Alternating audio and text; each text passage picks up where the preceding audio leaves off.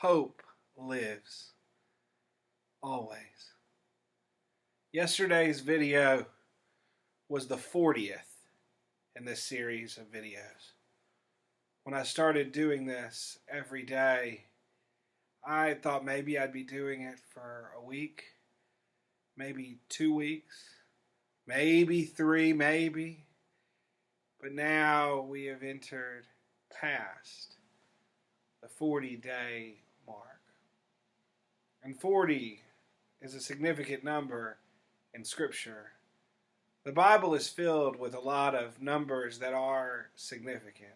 One of those numbers is 7, that God creates everything in 7 days, and that the Sabbath day, the 7th day of the week, is holy. Or that after 7 times 7 years, the whole land is supposed to enter into a time of jubilee, where the land is rested from farming and people are relieved of their debts and their burdens, and the prisoners are released. 7 is a number for perfection in the Bible. But it's not the only one. Another number is 40. 40 is a different kind of perfection. It's the perfect amount of time. And generally, 40 is associated with 2 things: some kind of struggle and some kind of important lesson that is gained after that struggle has ended. Think about all the places that 40 occurs. Jesus travels into the wilderness to be tempted. And before he is tempted, he spends 40 days in the wilderness, a place of fear, a place where wild animals roam. You have other prophets that spend 40 days before they have an encounter with God. Moses spends 40 days at the top of the mountain before he receives the 10 Commandments.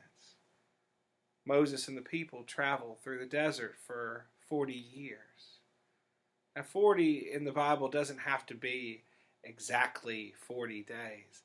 The purpose of that number and why that number is so significant and important is this is the right amount of time for the prophet or whoever, the holy person, to go through some sort of struggle, some sort of centering moment before God reveals something important to them.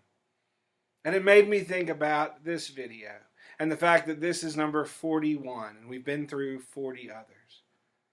But I don't know how long our 40 days will be under this pandemic and in the midst of self-quarantining and social isolation. I don't know what the perfect number of days is, but it certainly feels like a struggle. And it is my hope that, like those prophets, like Christ, like those faithful people, that when we emerge from our 40 days of difficulty, that we gain something, some closer relationship with God than we had prior.